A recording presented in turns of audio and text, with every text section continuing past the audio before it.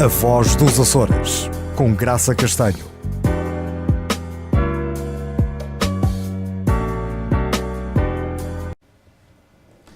A partir dos estúdios da SMTV em Ponta Delgada, temos connosco o professor Dr. Sérgio Alberto Fontes Rezendes, um estudioso da história de Portugal em geral e dos Açores em particular. Faz igualmente investigação nas áreas do património e da museologia e na área social, até porque se trata de um professor formado em História e Ciências Sociais via ensino pela Universidade dos Açores. Ter a oportunidade de ler o seu currículo mostra-nos claramente que o percurso é longo, o percurso académico é muito longo. Onde é que foi buscar esta motivação toda para fazer esta caminhada universitária até ao doutoramento, que concluiu recentemente? Boa tarde, Graça. Obrigado pelo convite. Uma saudação especial a todos os que nos veem e à nossa diáspora na outra margem do Atlântico. O incentivo é relativamente simples e, como somos da mesma geração, eu penso que rapidamente entendes, nós crescemos com uma lacuna na história dos Açores. Os grandes episódios da história mundial, nós não sabíamos qual teria sido a relevância dos Açores. Tínhamos sempre a mesma noção, terra pobre, com grande necessidade de imigração, etc, etc. Mas, como é que os Açores estavam na Primeira Guerra Mundial? Qual era a relevância do arquipélago na Segunda Guerra Mundial? Durante a época dos descobrimentos, para além de Angra, que mais é que se sabia ou que se poderia descobrir sobre as ilhas? E depois foi um processo em construção. Também tive a sorte de ter bons professores no liceu, no Alter de Quental, na área da História, e de ter efetivamente um corpo docente muito interessante e atento, com muitos profissionais de cá na Universidade dos Açores, na minha licenciatura, uma licenciatura pré-Bolonha, portanto 5 anos, em que nós tínhamos portanto, as disciplinas associadas à História, disciplinas associadas às Ciências Sociais e ainda um terceiro lado, que eram as disciplinas associadas às Ciências de Educação. Isto ao longo de 5 anos, portanto, molda-nos, e numa altura em que o estágio ainda era integrado nas escolas, etc, etc, tal e qual como um professor normal de carreira, acabei por não só ficar fascinado pelo potencial que as nossas novilhas e o fundo do mar têm ao longo destes 500 anos de história, como inclusivamente quis saber mais. Entretanto, também faço parte da geração do serviço militar obrigatório. Terminei a minha licenciatura e, para a surpresa de todos, quando o universo me dizia que um professor de História não iria ser chamado ao serviço militar obrigatório, o Exército Português chamou-me. Chamou-me devido a um pedido do Museu Militar de Lisboa e eu dei por mim, portanto, em Vendas Novas, onde fiz a instrução militar obrigatória, e depois fui transferido para o Museu Militar de Lisboa, daí transitei para o Arquivo Geral e para o Arquivo Militar, o Arquivo Histórico Militar, onde fiz Arquivística, que era efetivamente uma vertente que nós não tínhamos no curso. Tínhamos, por exemplo, Paleografia, que era a descodificação do português mais arcaico, mas não tínhamos tido Arquivística. Fiz o primeiro levantamento da divisão SHAPE, a divisão SHAPE é a divisão NATO portuguesa, quando Portugal entra na NATO, e aquilo ajudou-me não só a organizar as ideias, o pensamento, como a perceber-me da riqueza que os nossos arquivos têm. Feita a minha missão no continente, estava na altura a levantar-se, do ponto de vista institucional, o Museu Militar dos Açores. Eu pedi transferência para cá, na altura o serviço militar poderia ser entre 4 a 6 meses, e fiquei 10 anos no Exército Português a montar portanto, o Museu Militar dos Açores, em conjunto com o primeiro diretor e com uma equipa fantástica, porque isto são projetos de equipa. O Museu Militar dos Açores foi efetivamente um grande desafio que uma equipa, felizmente muito coesa, levou à frente. Entre as minhas várias responsabilidades no Museu Militar, eu tinha, para além dos serviços pedagógicos, portanto, esta parte pedagógica está sempre associada à minha carreira. São museus abertos ao público? Os museus, portanto, o Museu Militar dos Açores começou por ter 3 gabinetes e neste momento está aberto com cerca de 11 salas. Portanto, nós fomos conquistando, digamos assim, no velhinho Forte de São Brás, em Ponta Delgada, várias salas. O nosso projeto era relativamente simples, era colocar as salas o mais original possível. o que fez com que o museu crescesse num contraciclo económico, ou seja, numa altura em que não havia dotações orçamentais a nível do Estado, nós fomos avançando porque eram pequenas obras visando o restauro original e com muita persistência, portanto, junto das devidas autoridades, nós fomos sempre conseguindo angariar o mínimo para trabalharmos, de tal maneira que em 2006 abrimos ao público, começámos com as escolas e em 2018, com muito orgulho, devo dizer que o Museu Militar dos Açores é um dos mais visitados da região autónoma dos Açores e provavelmente o museu militar a nível nacional com o maior número de visitas, se não for o que está efetivamente em primeiro lugar, portanto está logo ali no top 3, digamos assim. E qual é o perfil dos visitantes desse museu militar dos Açores? Portanto, vou começar pelo perfil que menos aparece, que é o nacional. Portanto, nós efetivamente, enquanto povo, temos que evoluir porque continuamos a achar que os museus são para os outros irem visitar e não nós. De uma maneira geral, os visitantes são estrangeiros ou turistas continentais, esses em férias costumam a percorrer os nossos museus e depois, efetivamente, as escolas. Apesar de já estar afastado do museu desde 2010, portanto, eu estive no Museu Militar dos Açores, fiz o máximo de tempo permitido, enquanto miliciano, 10 anos. Continuo desde 2010 até à atualidade como assessor científico, ainda hoje estive a falar com o seu diretor por causa de uma exposição que vamos montar em novembro, dezembro deste ano. Estamos no centenário do final da Primeira Guerra Mundial, em que nos Açores esteve contornos dramáticos, com o ataque ao Augusto Castilho, ao comandante Carvalho Araújo, com a gripe espanhola, com o alto comissário da República nos Açores. Portanto, a história dos Açores é riquíssima em todas as suas vertentes. E ainda hoje estive a falar com o seu diretor em relação a essa exposição para novembro e dezembro. Estamos a acertar a data. Esta colaboração continua a manter-se, quer do ponto de vista científico, quer do ponto de vista pedagógico, levando as turmas do Colégio do Castanheiro, que é a instituição onde eu leciono, portanto, a visitar o museu e ultrapassando a barreira da sala de aula.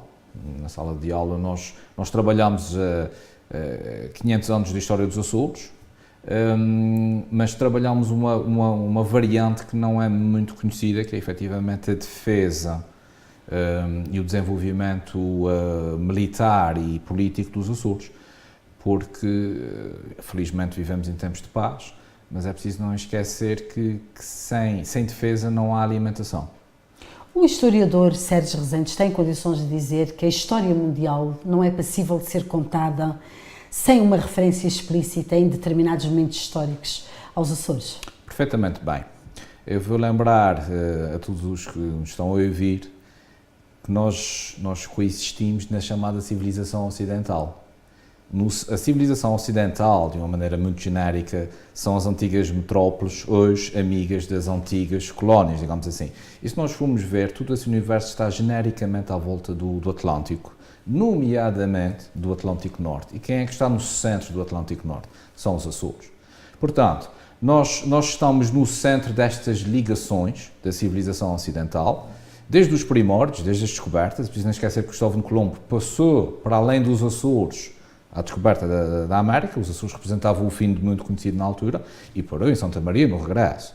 Para não falar do Vasco da Gama e do Paulo da Gama, e vamos por aí afora.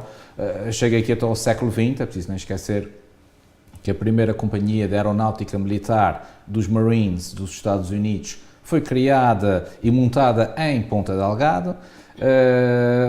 Durante os anos 20 e 30 os Açores vão assistir a uma corrida tecnológica ao nível das aeronáuticas, portanto os Açores são ponto de paragem obrigatória para as companhias ou para os pioneiros da aviação que estão a trabalhar para essas companhias, por exemplo, da Pan America, da British Airways, da Air France, da Air Italia, para não falar até mesmo de polacos e até os próprios portugueses. Portanto, os Açores são zona de toque, são um ponto obrigatório de passagem, para não falar dos cabos submarinos, que vêm desde finais do século XIX, da instalação de estações de rádio, quando o rádio ainda era dos pioneiros. Em 1908 os Açores já têm estações de rádio que ligam as ilhas que não estavam ligadas por cabo submarino às ilhas grandes que já tinham o cabo submarino, quebrando um isolamento de séculos. E obviamente depois a Segunda Guerra Mundial, em que a base das lajes é a vertente mais conhecida, mas com todo o devido respeito é apenas uma parte da guerra nos Açores e talvez a parte menos interessante, uma vez que os Açores eram para ter sido invadidos pelos Estados Unidos no dia 22 de junho de 1941. Estamos a falar de uma invasão que o presidente Roosevelt deu a ordem por 2 vezes, ainda antes do ataque a Pearl Harbor. E a única dúvida dos Estados Unidos é se conseguiriam tomar as 9 ilhas em simultâneo. E aproveitando esta questão da diáspora, o plano americano previa que na primeira linha de conquista às ilhas iriam atuar os brasileiros. Portanto, o Brasil está também na Segunda Guerra Mundial, é um dos beligerantes ao lado dos aliados, e a única dúvida que existia era se o soldado açoriano, estamos aqui a falar, as ilhas principais seria São Miguel, Terceira e Faial, mas o plano americano, como já disse, era tomar as 9 ilhas de uma vez só, e a dúvida que se levantava era, porque nós estávamos minimamente preparados para nos defender, se o soldado açoriano iria, portanto, combater ou não, principalmente se fosse o irmão brasileiro e depois o irmão americano. Portanto, eu consigo imaginar o projeto tipo, ok, os soldados brasileiros a desembarcar na praia de Água de Alto, por exemplo, ou na praia de Santa Bárbara, com as mãos no ar, com a arma a tiracola e dizer assim, epá, não dispares sobre o irmão brasileiro, o meu avô veio de cá, ou o meu bisavô era açoriano. E atrás os americanos com o mesmo tipo de discurso, lançando propaganda aérea através de panfletos, nós somos os vossos irmãos da diáspora. Mas isso mostra bem que os Açores sempre foram porto de chegada e de partida de inúmeros povos, de inúmeras nações. Nós nunca estivemos totalmente isolados aqui.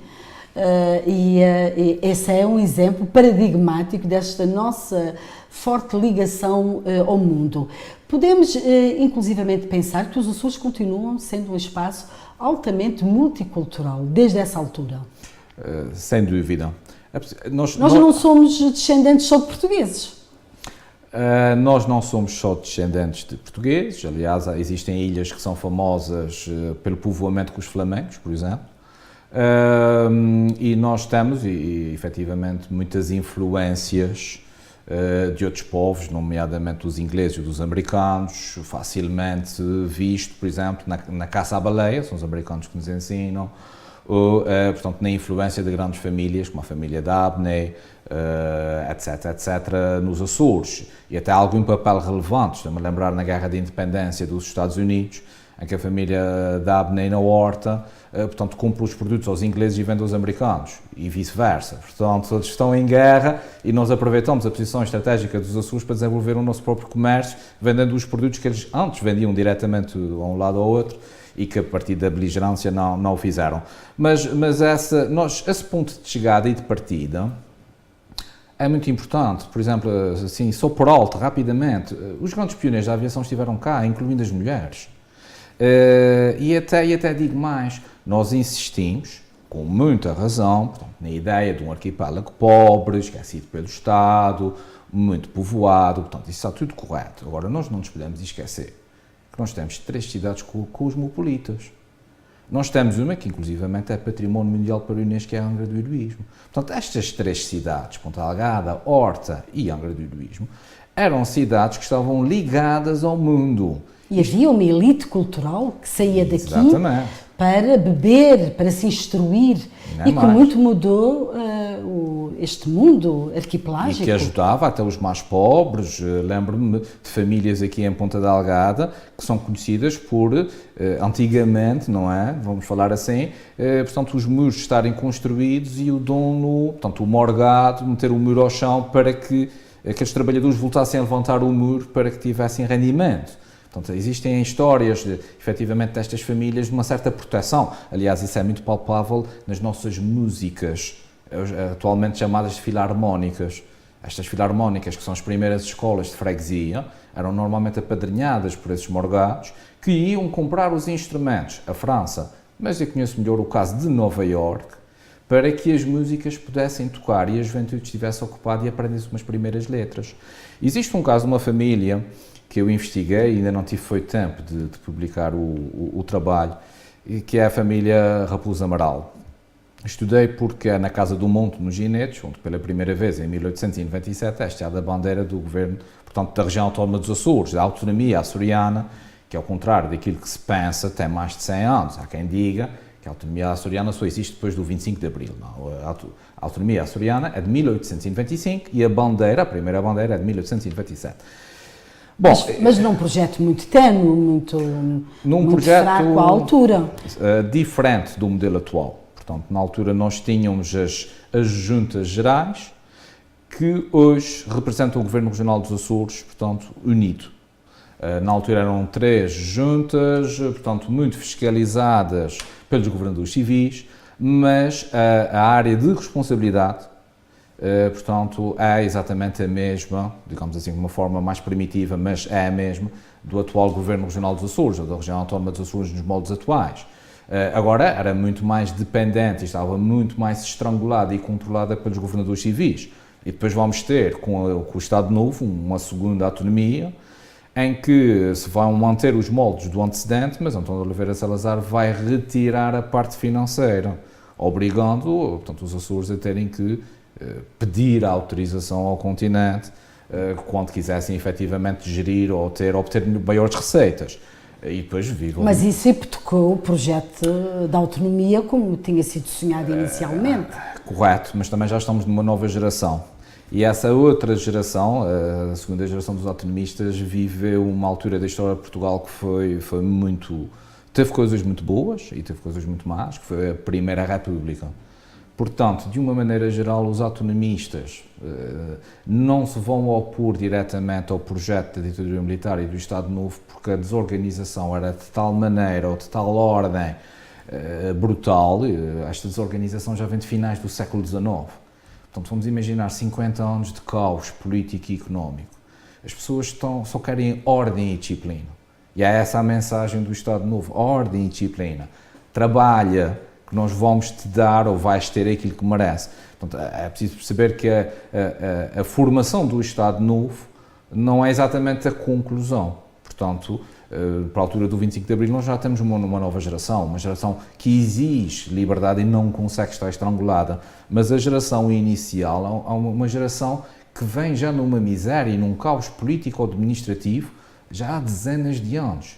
E, inclusivamente, que trespassou uma Primeira Guerra Mundial, que causou 7.700 mortos em Portugal, tirando todas as mazelas que vieram com aqueles que foram feridos em combate, uma geração inteira traumatizada, não só em Portugal, na Europa também, inclusivamente nos Estados Unidos. Mas os Estados Unidos têm os seus mortos, mas a guerra não lhes toca diretamente. A Primeira Guerra Mundial, Ponta Delgada é bombardeada. E só tivemos uma pessoa que faleceu devido a esse bombardeamento porque tivemos o apoio do navio Orion, um navio americano no Porto de Ponta Delgada. No Funchal, que foi bombardeado por 2 vezes, foi bombardeado sem dor nem piedade e não tiveram quem os defendesse. E os submarinos passearam-se na Baía do Funchal e afundaram navios, alguns deles de capital importância na altura, como por exemplo o Cabo Submarino. Portanto, toda esta desordem, desorganização, este trauma, esta tristeza que nos levava, esta fome que nos levava a emigrar para o Brasil e já para os Estados Unidos, a sonhar com a White Star Line, que tinham escritórios aqui em Ponta Delgada, tem a empresa do Titanic, os irmãozinhos mais pequenos passavam aqui, o Cretic, levavam os nossos imigrantes para os Estados Unidos já na altura, portanto, faziam-nos sonhar com o estilo americano. Que depois nos anos 20, nos loucos anos 20, torna-se um símbolo. Portanto, nós temos que analisar a história dos Açores, enquadrando-a, obviamente, na história nacional, não pode falhar, tendo como pano de fundo a história internacional, devido a esta ligação que nós temos atlântica com as margens com as duas margens. Por exemplo, um navio que queira passar dos Estados Unidos para o Norte de África passa normalmente a sul dos Açores. Um navio que venha do Brasil em direção à Inglaterra pode passar a sul ou a norte dos Açores. Portanto, é preciso também não esquecer que nós temos um dos maiores mares da União Europeia e sempre o tivemos. Portanto, estas 9 ilhas dispersas são uma mais-valia para o país devido à dimensão territorial que o mar acrescenta em virtude desta profundidade atlântica que nós temos. E nem sempre o país tem compreendido isso, e como professor que ensina e que usa manuais escolares, por exemplo, vê que os Açores continuam apagados dessa grande história nacional. Como é que interpreta essa falta de informação tão pormenorizada como testemunhou aqui, ainda nos manuais no século XXI?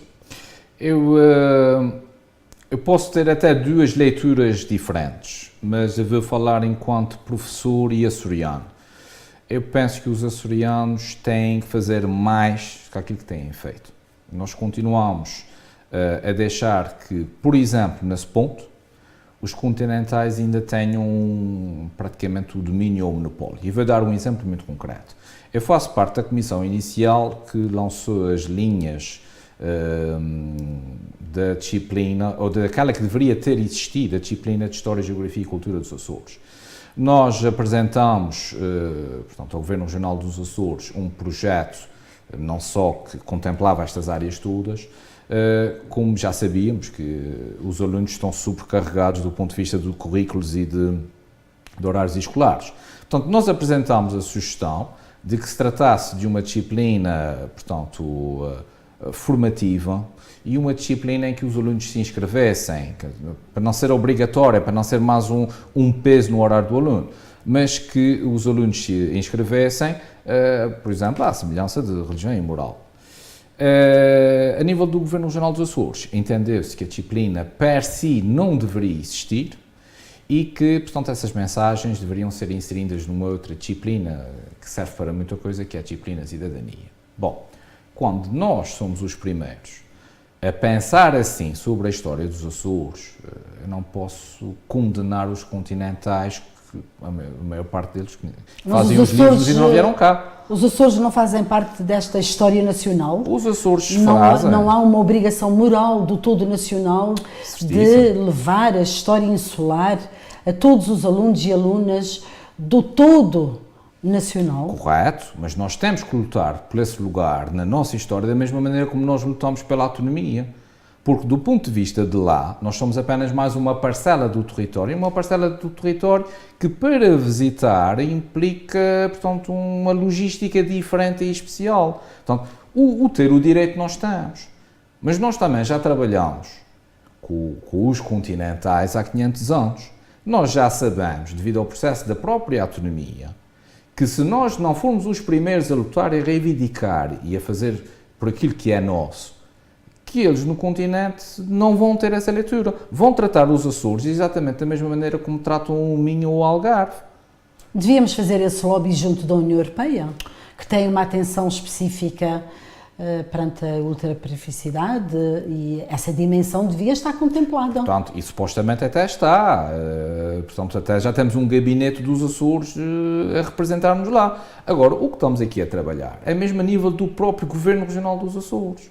Portanto, se nós temos a autonomia precisamente para isso. Então, porque é que a nossa autonomia não é a primeira, efetivamente, a tornar palpável essa disciplina para que os açorianos tenham um conhecimento maior da sua história? E posso-lhe dizer que, na iminência da disciplina ser criada, nós recebemos protótipos de manuais para essa disciplina, especificamente da história dos Açores, das grandes empresas do continente.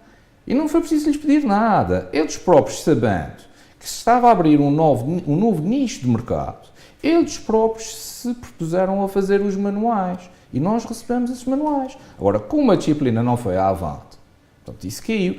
Ela irá ir, portanto, inserida na cidadania e com alguma formação a nível dos professores, penso que do 6º ano e do 8º, mas não é uma disciplina autónoma. Portanto, nós não podemos ficar, e o processo autonómico prova-nos isso, nós não podemos ficar à espera dos outros. Nós temos que ser os primeiros a lutar e a reivindicar e a fazer por nós. E nós até temos um governo regional, nós temos um parlamento açoriano, nós temos as ferramentas para fazer isso.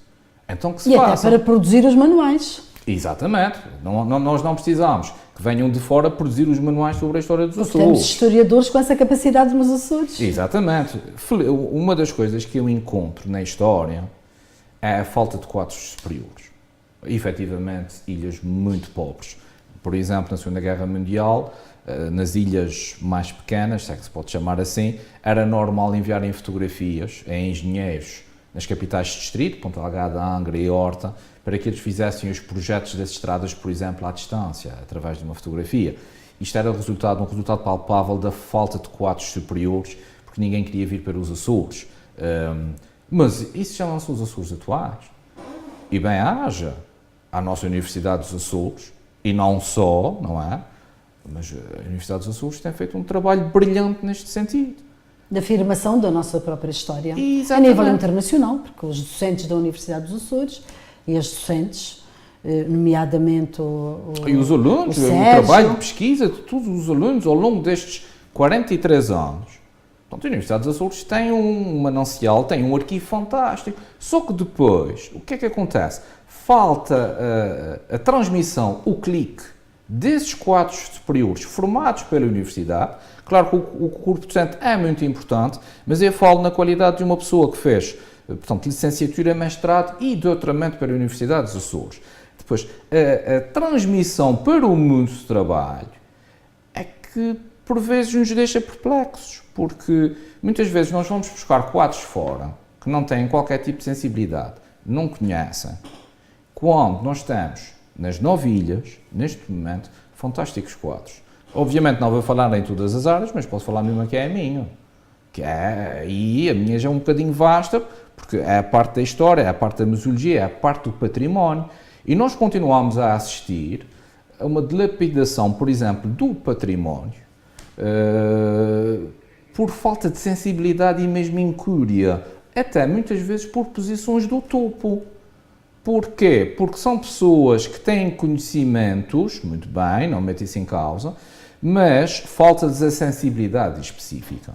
E essa aprende-se na universidade, essa sensibilidade, tem muito de cientificidade também. Sim, eu acho que, portanto, enquanto açoriano, digamos assim, de gema, eu acho que a Universidade dos Açores, portanto, coloca cá fora esse sentimento que já existe e cresceu connosco. Nós que brincamos no calhau, nós que andamos às corridas nas ruas de terra batida e que esfolamos os joelhos, portanto, a Universidade possibilita-nos, pelo menos dentro da minha área, e sei que também na área das línguas assim o é, possibilita-nos colocar o que de melhor nós temos dessa açorianidade cá fora. Agora, obviamente com todo o respeito por todas as pessoas que vêm para cá trabalhar e venham sempre, desde que seja para desenvolver e promover os Açores, sempre de coração aberto. Mas vêm para pastas cruciais e não conhecem depois as especificidades arquipelagicas. Exatamente. E depois nós temos um discurso oficial, que é o que ouvimos, mas depois quem está efetivamente no terreno, os operacionais do terreno, das duas uma, ou efetivamente não podem falar, nem devem falar, porque dependem desse emprego, e depois temos os outros que não estão ligados ao circuito e que efetivamente apercebem-se e veem o que é que se passa. E nós não temos necessidade disso, com todo o devido respeito por todas as pessoas e instituições, etc. Nós temos excelentes técnicos nos Açores e cada vez mais deverão ser esses técnicos, independentemente de serem açorianos ou não, embora é tal questão, eu penso que o fato de nós crescermos aqui e até conseguirmos ver a casa da nossa bisavó, etc., traz-nos uma especificidade que normalmente os nossos alunos sentem lá fora quando vão estudar, a saudade, não é? Essa palavra que nos é tão cara, a saudade das ilhas. Mas acima de tudo porque a nossa universidade tem formado imensos técnicos e depois às vezes dou para mim e vejo pessoas que eu conheço, portanto, subaproveitadas ou sem sequer serem aproveitadas pelo nosso O nosso tempo sistema. está-se a esgotar e estamos a falar aqui de uma questão sensível e mais sensível ainda se torna quando falamos de mulheres. Mulheres essas que têm estado afastadas da história Eu sei que uma das suas áreas de estudo é o papel da mulher na história de Portugal em geral, dos Açores em particular. Como é que passos têm sido dados para devolver à mulher esse papel crucial na história do nosso país? Essa é uma excelente questão. Dentro da moderna historiografia, está-se cada vez mais a desenvolver as histórias que antes não eram contadas. E a história da mulher tem vindo a ser, portanto, um dos temas predominantes do instituto ao qual eu pertenço, o Instituto de História Contemporânea da Universidade Nova de Lisboa, pelo que eu acabo por tentar fazer este papel aqui nos Açores e que eu penso que é extremamente gratificante. Portanto, o papel da mulher cada vez mais está a ser reconhecido. Portanto, a velha máxima de que por detrás ou à frente de um grande homem há sempre uma grande mulher, portanto, verifica-se efetivamente, até mesmo porque muitas vezes são elas que por morte do marido, etc., ou minoridade do filho, assumem papéis de relevo. Portanto, mas isso é caso para dizer que por trás de uma grande mulher nem sempre se vê um grande homem. Sim, portanto, agora cabe-nos... Se não funciona... Cabe-nos investigar, cabe-nos perceber. Portanto, esta máxima, que é uma máxima popular, obviamente com todas as reticências que deverá ter, carece de profundidade de investigação. E é essa investigação que tem que ser feita e que eu procuro fazer aqui. Por exemplo, já tive o desafio pela parte do Museu Militar dos Açores, cá está, de nós prepararmos um ciclo de conferências no seu aniversário, em que eu irei falar do papel da emancipação feminina nos Açores, com muito gosto. Porquê? Porque eu venho a encontrar a mulher na Primeira Guerra Mundial ou na Segunda, em papéis muito além de professora, digamos assim, inclusivamente na Primeira Guerra Mundial. Ou de doméstica. Mas até essa está a ser valorizada. E curiosamente eu acabo de vir do Pico e pronto, há sempre um sorriso quando eu vejo as senhoras a conduzirem as carrinhas e com as suas botas de cano e a lidarem com os animais no meio das pastagens. Isto são 500 anos de história. Então tempos risonhos virão para esse esclarecimento do papel da mulher na nossa história. O nosso tempo terminou, muito mais teríamos para conversar. É sempre interessante receber pessoas com saber tão imenso, tão plural, tão diversificado. E aqui fica a nossa despedida aos nossos e às nossas telespectadoras pelo mundo fora. E não se esqueçam, sejam felizes.